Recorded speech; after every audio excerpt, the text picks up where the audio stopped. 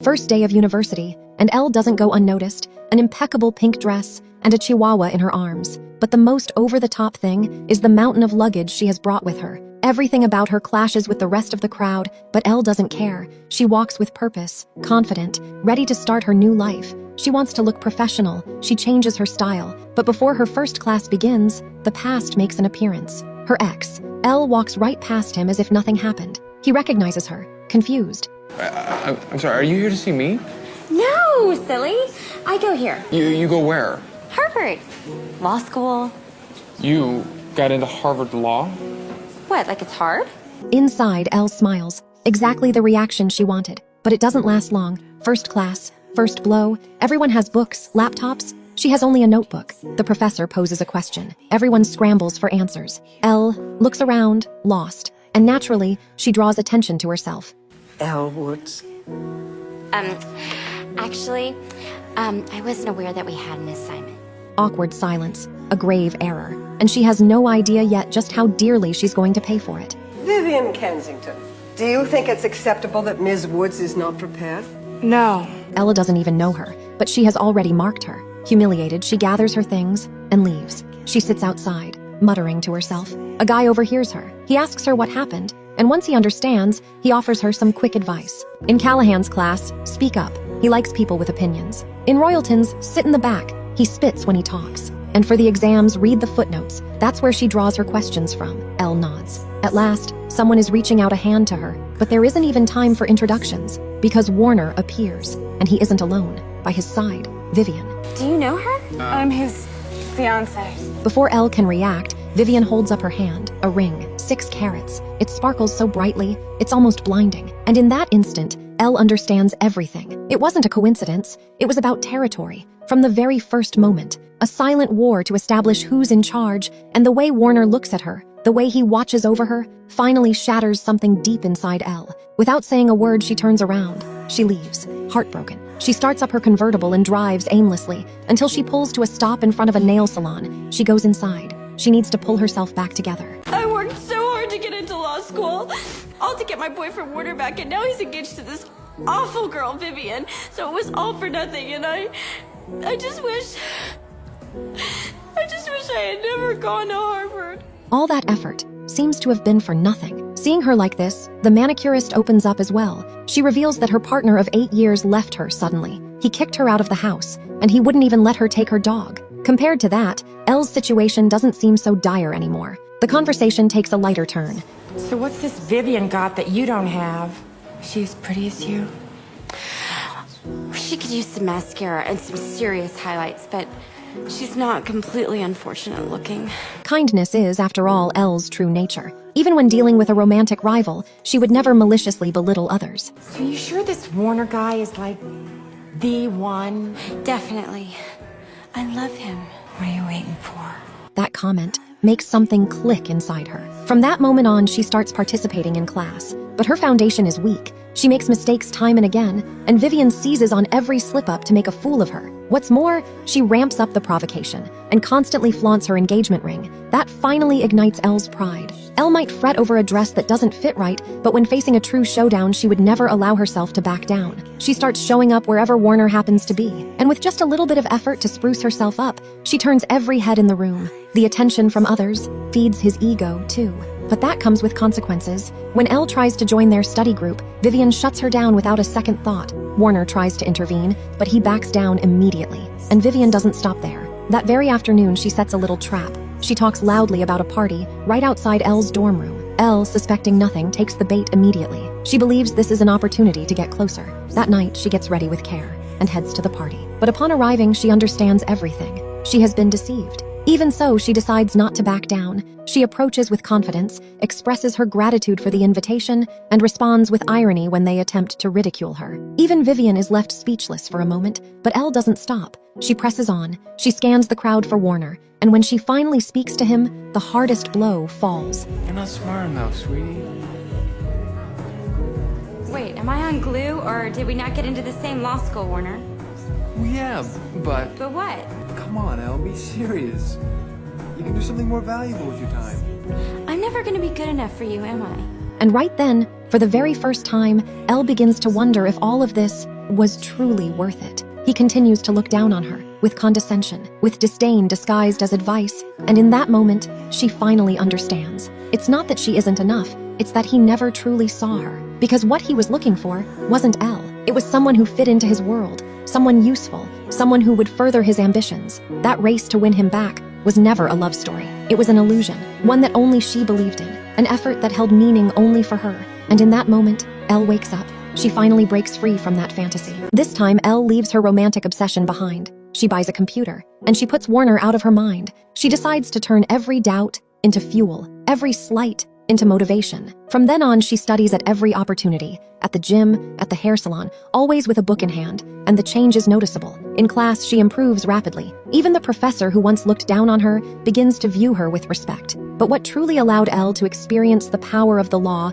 was her success in helping her nail technician friend. Following her divorce, her ex has taken everything, the RV and her dog. So Elle decides to accompany her to get him back. Although they've rehearsed it 1,000 times, when the man appears, she freezes. She can't bring herself to do it. And that is when Elle steps forward. She is afraid, too, but she doesn't back down. She introduces herself as a lawyer and begins to speak with confidence, using legal terminology, and it works. The man is caught off guard, intimidated. In the end, they get the dog back. Nothing else, because that is the only thing that matters. And in that moment, Elle understands everything. She isn't studying law to win anyone back. She's doing it to protect herself and the people she loves. From that point on, she undergoes a complete transformation. In every class, she is focused. She answers with insight and sound judgment. Even when faced with the toughest questions, she knows how to defend her ideas. And that catches the attention of Professor Callahan, so much so that he selects her for an internship at his law firm, a highly coveted position. Only a select few make the cut. Her transformation can no longer be ignored. On the day the list is announced, her name appears right alongside Warner's and Vivian's. But this time, it doesn't faze her. She had long since left the love triangle behind. From that moment on, she would live only for herself. Her first case is a big one, a murder. A young, famous woman, Brooke, accused of killing her husband. Her stepdaughter and the housekeeper point the finger directly at her. The law firm takes on her defense. LA knows her. She is a popular figure in the fitness world, and she is convinced that someone like her simply doesn't fit the profile for such a crime. Exercise gives you endorphins. Endorphins make you happy.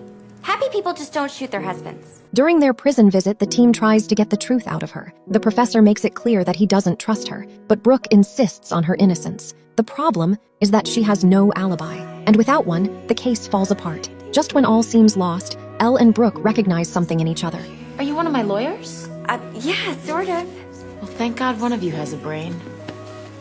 A connection forms. Trust. Elle begins to suspect that there is something more going on beneath the surface. Something Brooke doesn't want to reveal. Something she prefers to hide, even if it means losing everything. So Elle goes back, alone, bringing small gestures, products, care, a sense of closeness, and a promise to keep her secret. That closeness breaks down the barrier. Brooke hesitates, but finally speaks. She confesses where she really was that day, and Elle understands instantly. It's not that she doesn't have an alibi, it's that she can't afford to reveal it, because for someone like her, revealing the truth would mean losing her career, her image, her entire life. Back at the law firm, Elle insists Brooke is innocent, but when the professor asks her why, she falls silent. She cannot say, and that unleashes Callahan's fury. To him, there are no personal loyalties. All that matters is winning the case. He demands the alibi. Ella refuses. She chooses to honor her word. Even Warner tries to convince her, but that conversation reveals something more. Vivian begins to see who he truly is, someone capable of breaking promises for the sake of convenience.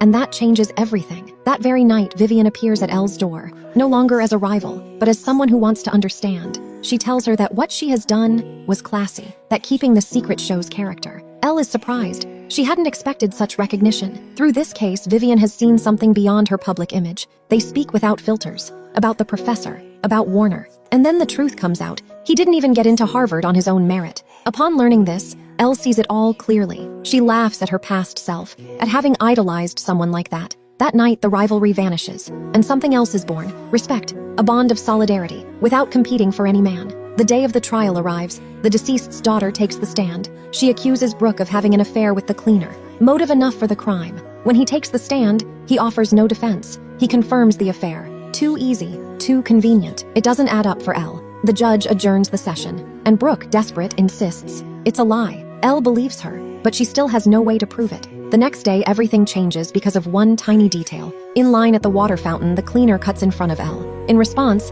Elle stomps her foot. Don't stomp your little last season Prada shoes at me, honey. From last season. At that time, Elle spots something. Suddenly, everything falls into place. She rushes to tell her partner. She is convinced that man is lying.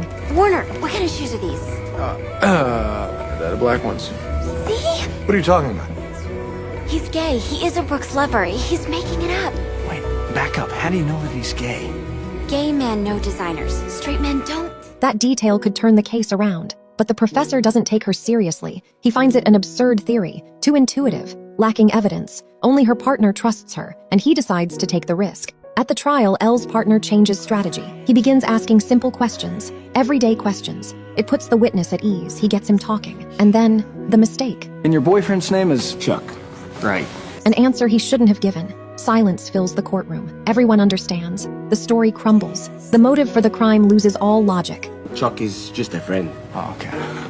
You bitch! The prosecution's case weakens. Elle and her partner exchange glances. They know they have opened a crack, and through it, the truth can emerge. During the recess, Callahan calls Elle into his office. This time his tone is different. He congratulates her. He acknowledges her intuition, her initiative. He even invites Elle to keep interning at the firm over the summer. For a moment, Elle believes she is finally being valued, that her hard work has paid off, that they see her as a professional. But then, everything changes. A gesture, a wandering hand, and in an instant, Elle understands that recognition was not what it seemed. That scene is so easily misinterpreted. Vivian sees it, and she leaves, disappointed. Elle is quick to react. What had seemed like an acknowledgement was something else entirely. She may want to prove her worth, but never at her own expense. Even so, the damage is already done. When she steps out, Vivian intercepts her at the elevator. She confronts her. She believes it was all a dirty game, that she made it this far in the worst possible way. Ella doesn't even get the chance to explain herself. The door closes, and she is left alone. As she heads downstairs, she runs into her colleague, and finally, she says it out loud, the truth about the professor. The humiliation, the disappointment. She begins to doubt everything, her hard work, her place there. Perhaps she will never be able to shake off that label. The pretty girl with no substance. The next day, she packs her bags. She says goodbye to her only friend in the city. She is ready to leave that place behind. But then, a phrase arrives, direct, forceful. If you're going to let one stupid prick ruin your life, you're not the girl I thought you were. And that shakes her to the core, because Elle has never been the type to run away. Never. Meanwhile, her classmate tells the truth. He reports what happened, and Vivian understands everything. She was wrong. Oh, God. What? I feel terrible. I made a huge mistake. She misjudged, and there is still time to set things right. The day of the trial arrives. The third hearing. Brooke walks in, impeccable, determined, and she makes an unexpected decision. You're fired. I have new representation. Who? Silence fills the courtroom. And then, Elle walks in, confident, in her pink heels. She returns as her true self, no longer hiding, proving that appearance does not define ability. The professor tries to bar her, but this time he cannot. The law is on her side, and the judge allows it. Elle takes over the defense, and she is not alone. Her friends are there, supporting her. The trial continues. At first, her lack of experience is apparent. Her questions seem simple, even irrelevant. Everyone doubts her, but Elle does not give up. She is following a thread, the witness's routine on the day of the crime. A shower, a hair wash. It seems insignificant, but it isn't. Elle begins to dig deeper. She asks about habits, about something mundane, a hair treatment, and then her tone shifts. She tells a story, a seemingly trivial scenario, but one with a clear rule. After a treatment like that, you cannot get your hair wet. Not for the first 24 hours, and suddenly, everything falls into place. The witness is lying, because if she really had been washing her hair, it wouldn't be in this condition.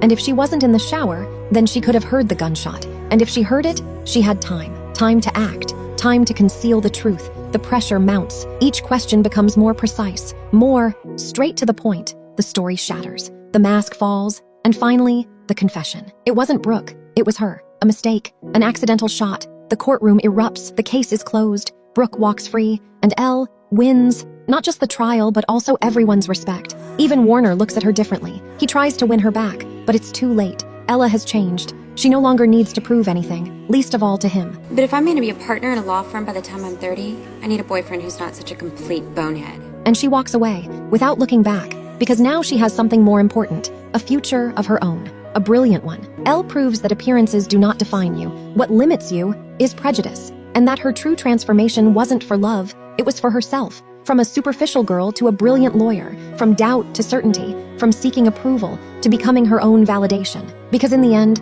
believing in yourself is the most powerful way to win.